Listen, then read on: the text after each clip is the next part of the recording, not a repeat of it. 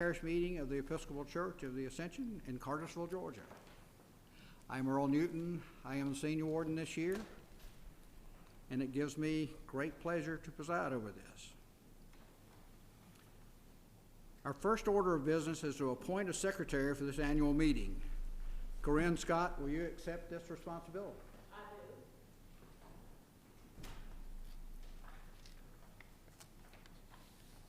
The annual meeting of the Episcopal Church of the Ascension is called to order. The minutes of last year's annual meeting are found on page 5, and I entertain a motion to accept these minutes as written. Mal? So moved. Second? Jeff Tyndall? All in favor, say aye. Aye. All opposed? The motion carries.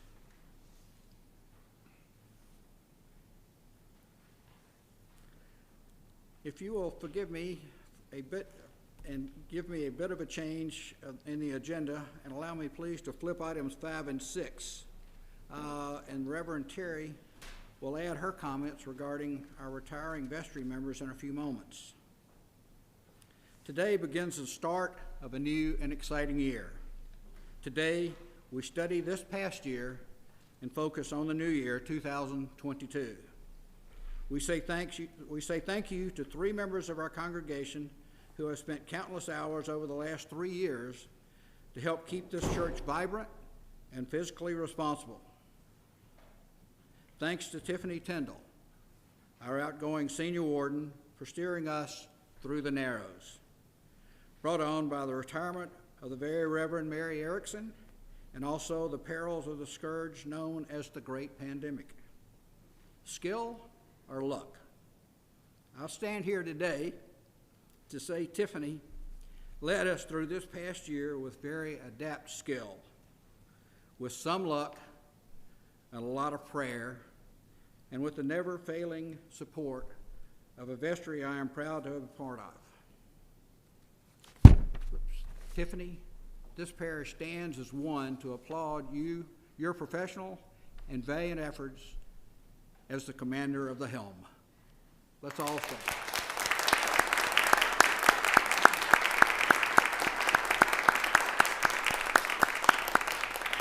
I invite you to say a few words, if you would like.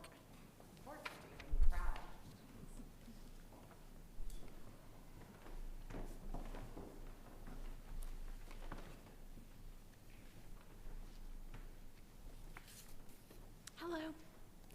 It has been an honor and a pleasure to serve as your senior warden in 2021. It was an interesting adventure, and it taught me a lot, and I'm very thankful for the opportunity to have gotten to serve. I would say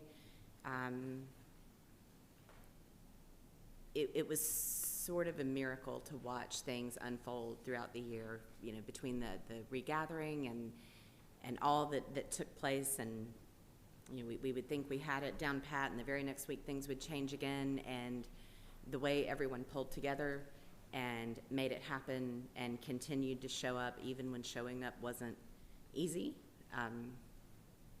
It all seemed to just come together in a way that I can only really describe as divine. So that has been one of the things that I won't soon forget is being a part of all of that as it unfolded.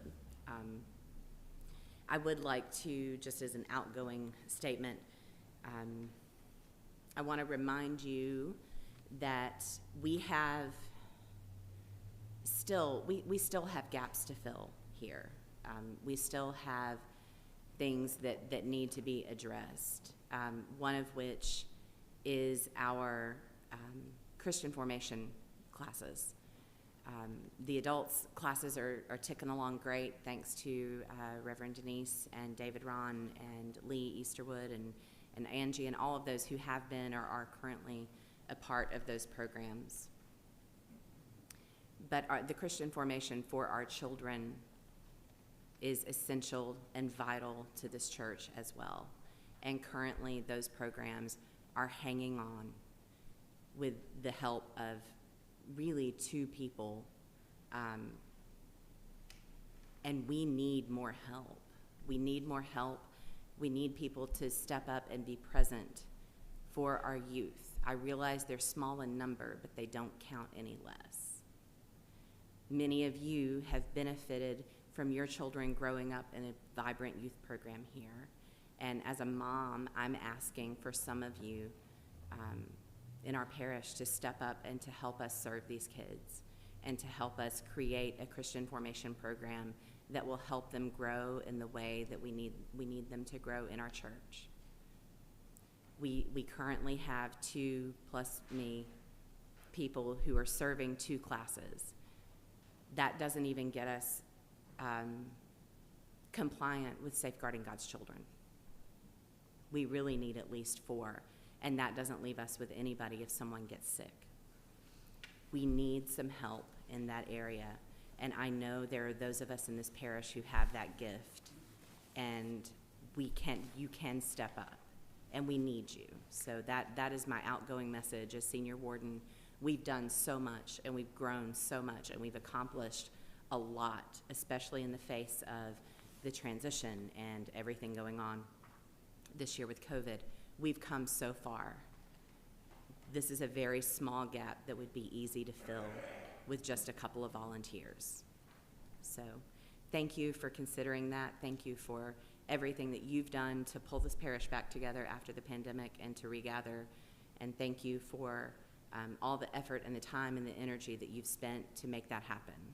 And also thank you for considering the opportunity to serve our youth. Thank you.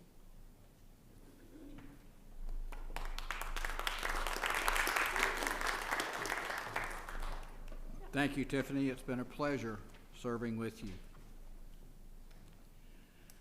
I wish also to recognize Rick McKee, who works quietly but forcefully for the betterment of this body.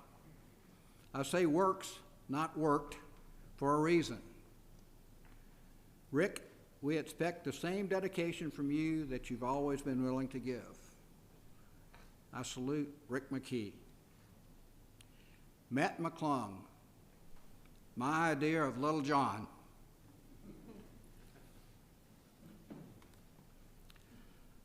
Always ready to do whatever is needed to be done. Never too conspicuous, but always close at hand, constantly admonishing me to get off the chair, to get down from the ladder, and to stay out of that room up in the attic. Matt has been my guardian angel for this past year. Let's also recognize these 3 for the roles they have played and the strengths they have shared. Now I would like to recognize the 3 newest members of our vestry. Brenda Worley, the encyclopedia of all things Ascension.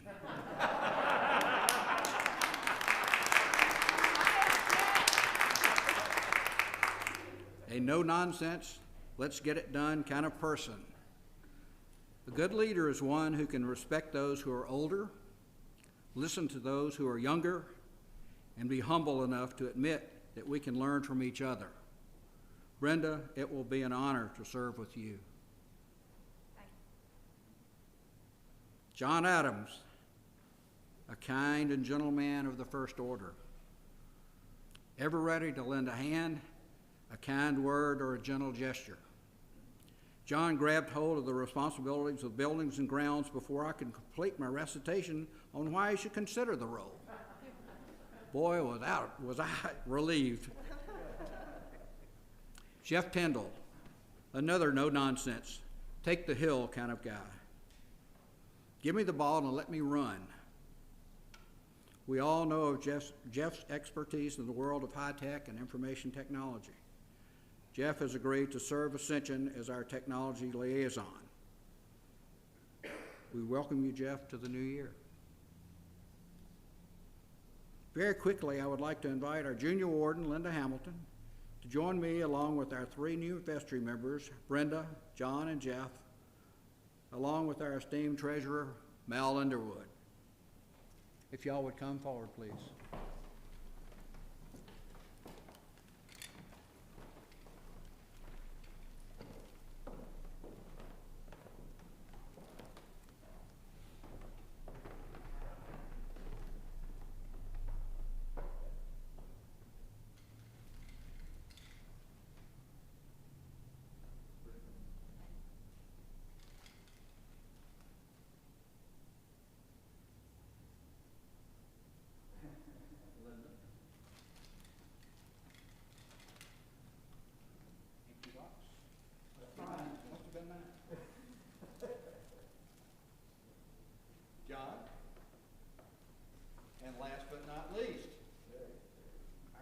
treasurer back here with the on fire. No. It does not mean that you're fired. I give you all of these pens, all of you these pens, to signify your leadership and to ask you to commit to another wonderful year at Ascension leading this parish.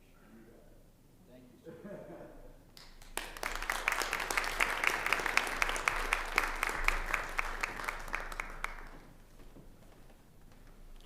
I yield the floor to Reverend Terry Bryce for her comments.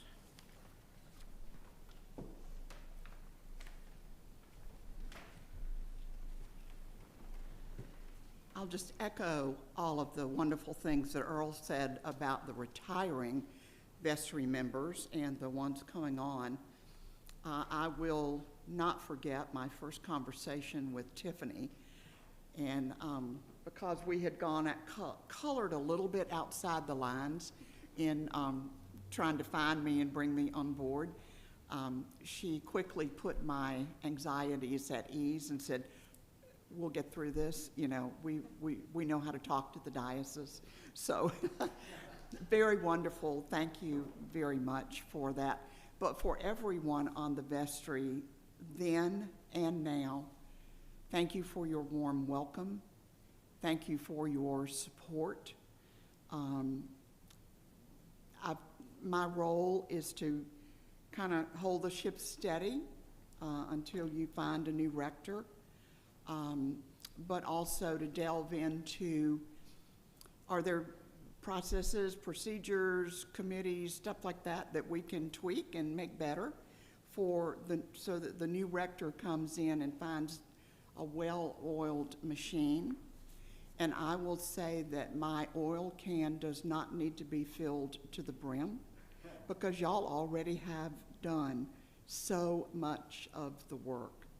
And so I just want to say thank you for all the work that you have done to keep this place not only together, but keep it going smoothly in the difficult times that every single parish has seen.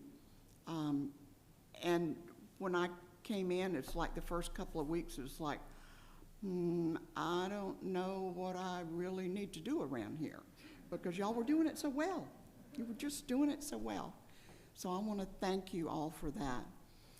I was talking to one of my local colleagues a few weeks ago. We were trying to set up this set of Lenten lunches, and I told him that we wanted to go forward with them this Lenten season, and Ascension was all in, and I really wished that he would reach out to the other churches and find out if they were interested in restarting this.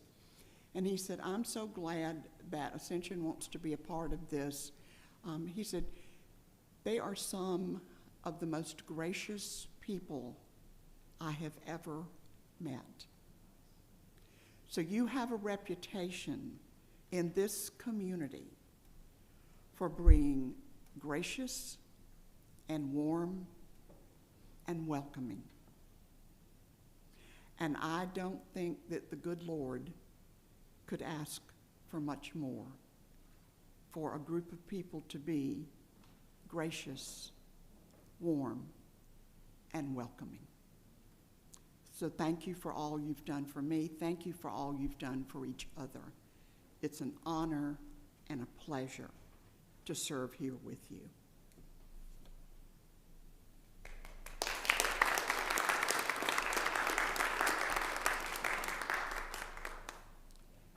Thank you, Terry. And I'd like to especially thank Keith Lamardo for introducing Terry to us. He suggested one day, I think I may know of someone who could come in and give us just a little bit of love. Terry has done that. Thank you, my friend.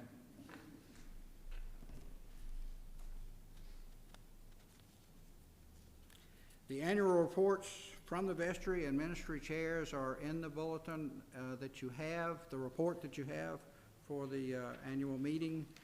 I refer those reports to you. The financial reports for 2021 and 2022 will be presented to us by Mal Underwood. If you don't mind, I would ask you to be here, since we're live streaming and so everybody can hear, if you'll be by the microphone. Yes, sir. Thank you. You bet. Good morning. Good morning. Great to be here with my gracious Ascension family, with whom I'll be attending more regularly soon. Yay.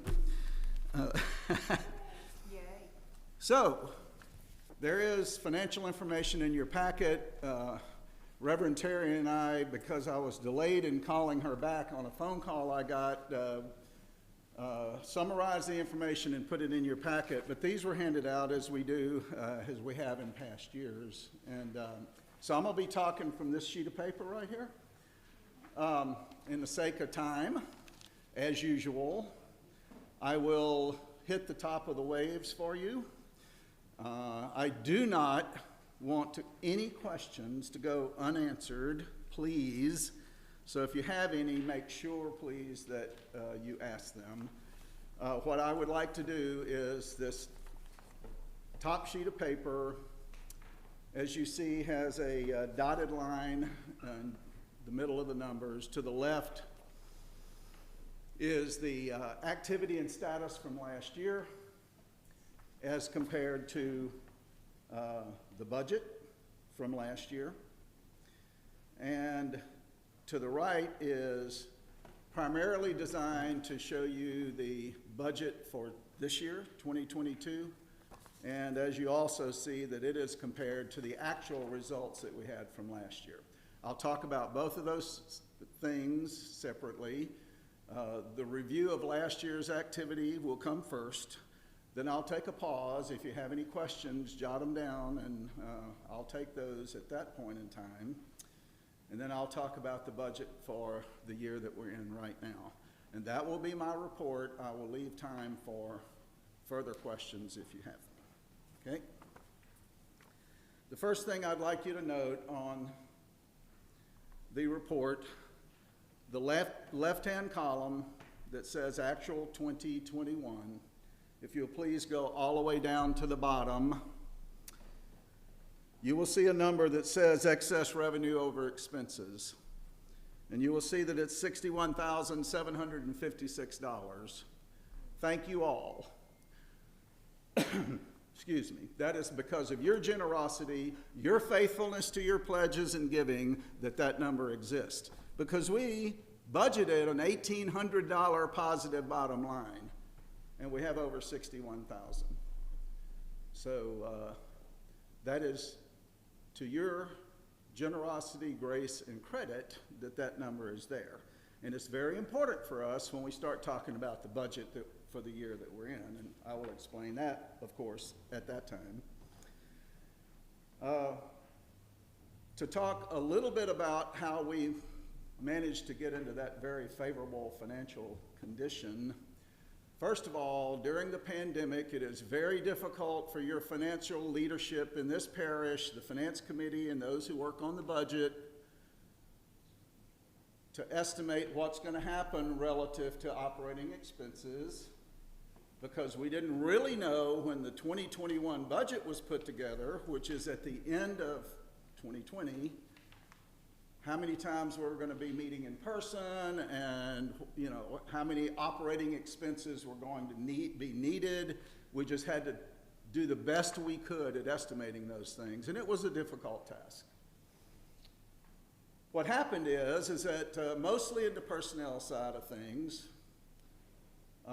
what happens is that once Mother Mary retired and we were using supply, and then we were planning on getting an interim, and then eventually the search committee, as they made their way through the process, would find us a full-time rector.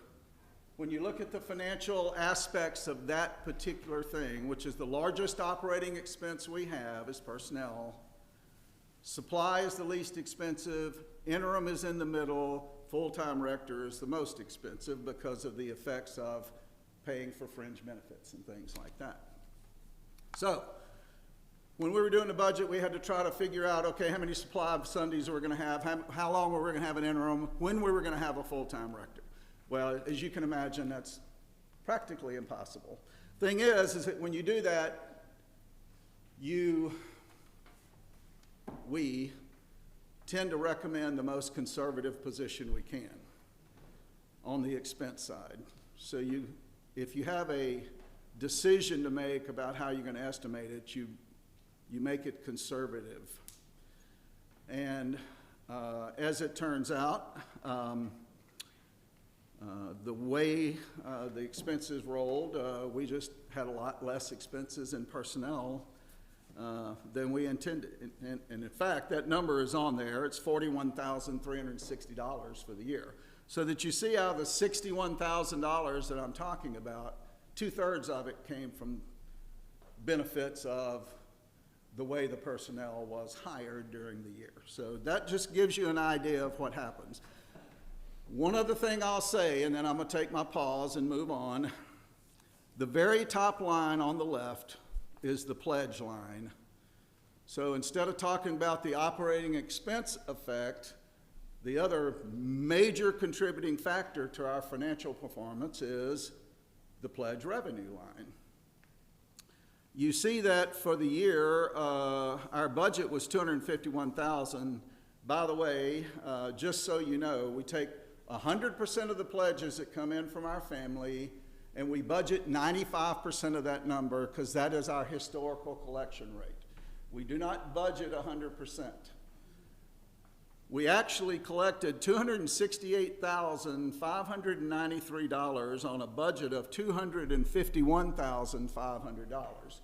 Once again, to the credit of our gracious, generous parish family. You did that, and we got we got 17,000 more in pledge collections for the year than we budgeted. So that is a collection rate that turned out to be much higher than the 95%. And that is awesome. And by the way, that's a record.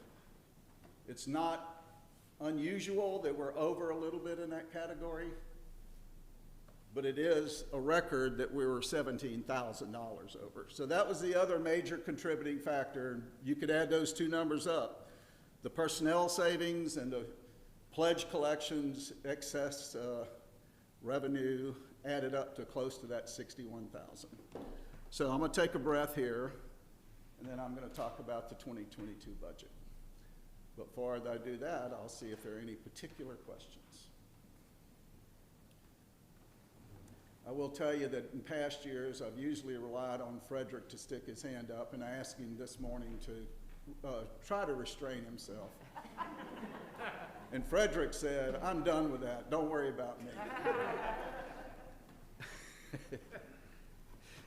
Thanks, Frederick. Okay. Hearing no questions.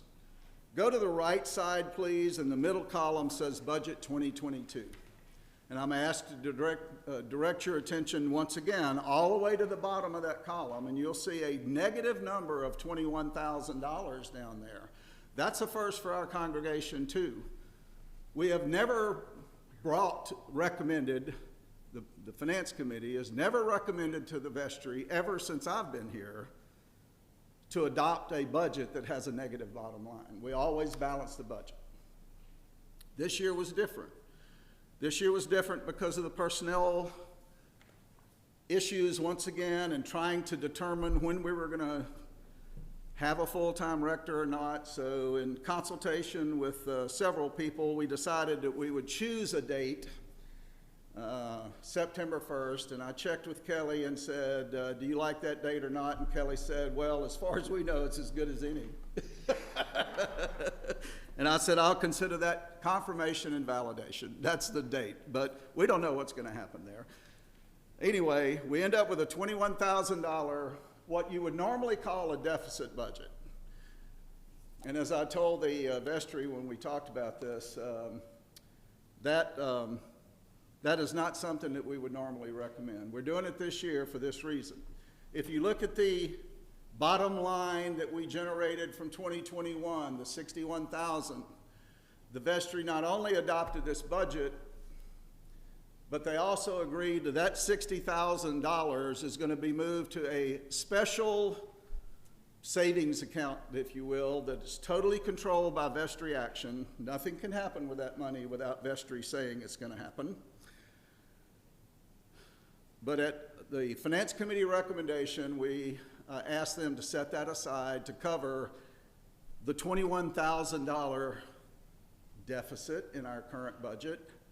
And to my way of thinking, just so you know, I don't consider it a deficit if our parish family has already given enough money to the point that we have these funds.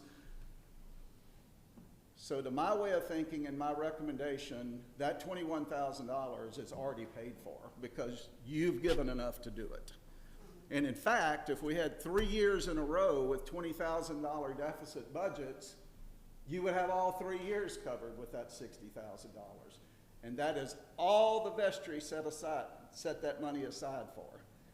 It's not like the other vestry restricted savings where the vestry consider any kind of operating expense that is not budgeted, that is to further the mission and ministry of our church. They can act on that, whether it's buying new equipment or anything, okay? This $60,000 is going to sit there specifically for the purpose of covering any kind of deficit that may arise. So just so you know, your treasurer has decided that I'm going to stand up here and tell you that a $21,000 deficit budget is not really a deficit. I'll take all arguments later, okay? Anyway, that is what I wanted to say, and I'll make one more comment and I'm done. If you look up at the top line on the right-hand side where it says pledge, you will see that our actual collections, the number we already talked about, was $268,593. And as I mentioned before, that was $17,000 more than our budget of $251,500 for 2021.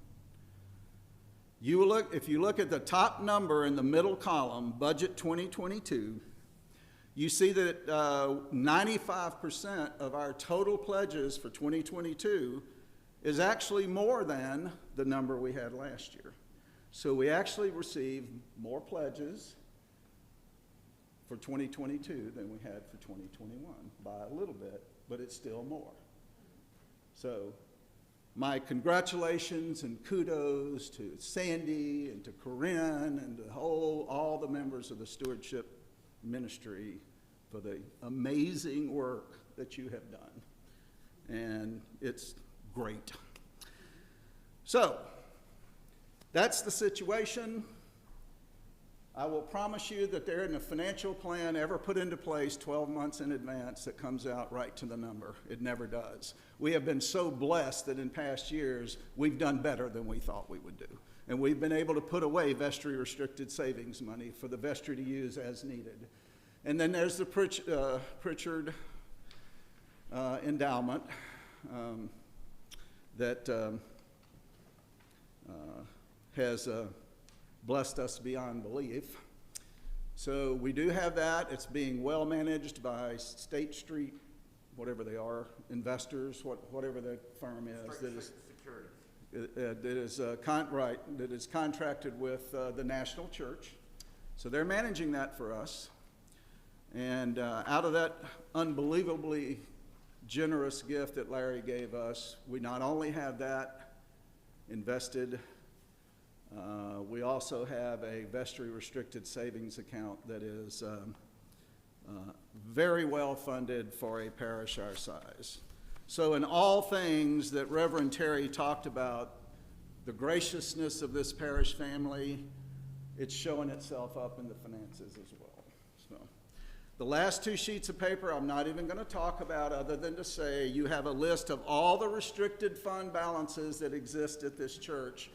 They are for specific purposes or specific ministries. And it is a total of $2,088,000 $848,000 that we have in restricted funds. And for us veterans and veterans that preceded me here, that is an unbelievable number. That's an unbelievable number. So, last, the next sheet of paper is the age-to-age status of our age-to-age funds. You'll see the total there. We're paying the diocese alone an interest of about $1,300 a month out of that money. Money still comes in. And so the reason we're still paying that loan and not paying it off is because we earn more money on overall. We will earn more money on our investments than we're paying the diocese for the loan. So it financially doesn't make sense to pay it off. So we're just paying it by the month. Okay, I promised you I'd stop. I didn't, but now I will. I'm done. If anyone has a question, I'll be happy to take it. Did all the ministries get funded? Every ministry got funded at their request. I even went around to a few ministries and said, do you need any more money? I didn't hear from you. Did you need any more money? And the answer I got was, nah, we're good. But the ones that asked for it got it. And Mary Beth's one of them. Mary Beth and I was gonna say, would you speak to because that's a big jump. That's the biggest jump. that's a big jump, but it, you know, But look. would you speak to that and why we did that and what the rationale was? Just so that people understand why the jump is so big. Well, I'm going to say that what it is she's actually doing two jobs, and then the job that she's doing that is the youth minister job is the activities of that. We had a youth minister, as we all know, for a while, and then that stopped, and now we got Mary Beth to do it again, and she's going to need resources to do that. And that's why that jump. It's kind of like a refunding of a ministry that kind of went away. That's my answer. I don't know if you have more or better than that. I mean, we're just putting our money where our mouth is and we're investing in our youth and. To your point when we you have- talked. We have time and we have resources to do, but we need volunteers to do Right. it with it. Right. Yes, sir. Mel, point of clarification, the 2020 budget, our pledge is actually lower than what was collected in 2021. We've increased our plate collection because we're anticipating getting back to the level of when we were fully in church. So that's where we have a little bit of a change from 2021 to 2022. Our pledges received is lower than it was in 2021, but we also anticipate being back in full time for the year. Hopefully That's that still remains. a very important point, and thank you for that. And the collections were lower because we set a record collections in 2021 over and above the budget. Right. So that's all positive news, actually, but that is a very good point. The plate collection is back, whereas it was zero last year because we didn't know we were going to even be in church. Now we know we're going to be in church, so we got that budget to rely on. Right. Thank you.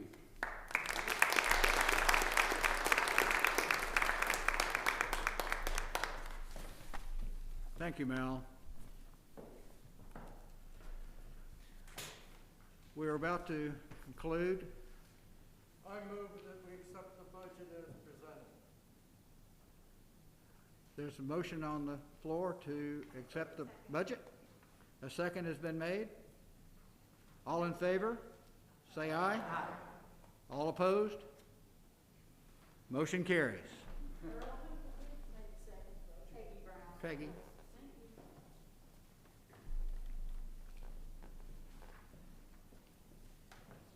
I'm going to close with just a few short remarks. You will find these remarks on page 9. The last two paragraphs. In 2014, the old parish hall was but a memory, and in its place stands what is right next door. Something we are all proud of. Something that started as a dream, as an imagination. Today is the first day that we need to imagine another dream. It is time we face the simple fact that Ascension House is in a serious state of disrepair. The foundations are failing. The wood is slowly rotting away. The paint has fallen away. The remaining chimney is beginning to collapse. The roof decking is separating from the joist system. The bathrooms are in deplorable condition. The wiring is dangerously antiquated. The HVAC system is starting to rust. Not to mention, it has become somewhat of an eyesore. Ascension House is a vestige of the past, a glorious past, but still the past. Queen Elizabeth once said, "We draw comfort that even in the darkest of nights, there is hope and a new dawn." It is time we face the future and all its uncertainty. It is time we replace a tired old structure with a vibrant new one. Going back to 2007, a rendering was done of a new Ascension House. That rendering is now framed and hanging in the parish hall. Go and take a look. Let your dreams begin. Imagine a new and functioning Ascension House designed to complement our beautiful little church with the red doors. Designed to continue the important work and worship, which is the very essence of Ascension. Hear, hear. Just imagine.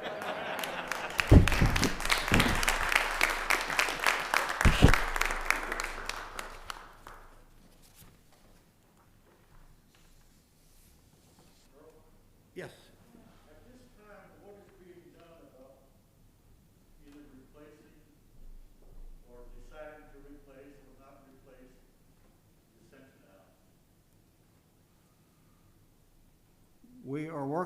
That's what I was just speaking of. We are, I know, but what you were saying was you apparently need to do that. there, What's being done about it?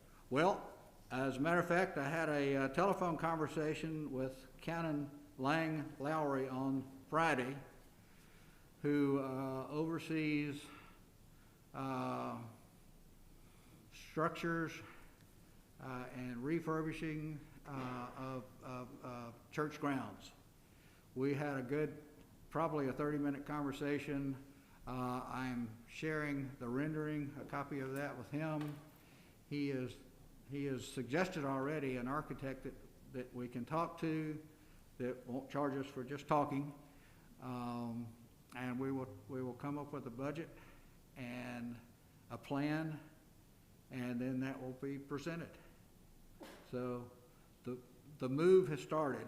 It started Friday with my conversation with Canon Lowry.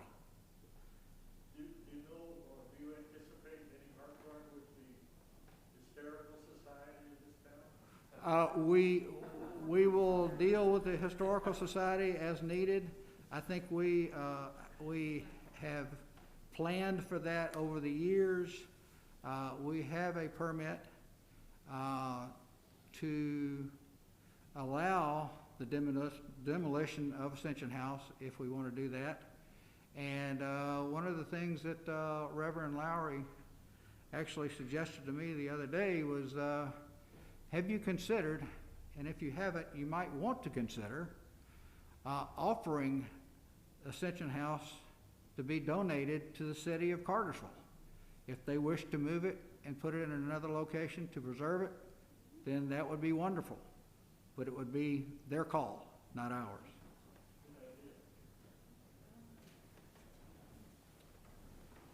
Okay. If no other questions, we will close with prayer from Reverend Terry Bryce. I'm sorry.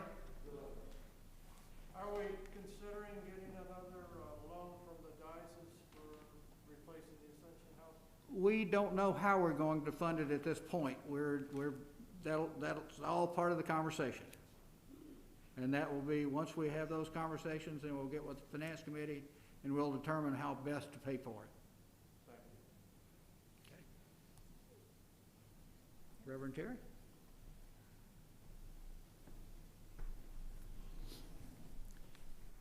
Last Sunday afternoon, our senior warden closed our meeting with a prayer that really impressed me.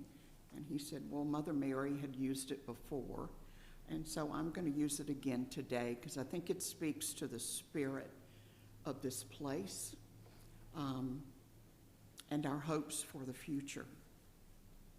So the Lord be with you. And also with you. Let us pray. We cannot dance, O Lord, unless you lead us. If it is your will, we can leap for joy, but you must show us how to dance and sing by dancing and singing yourself. With you, we will leap towards love, and from love, we will leap to truth, and from truth, we will leap to joy, and then we shall leap beyond all human senses. There we will remain and dance forevermore. Amen.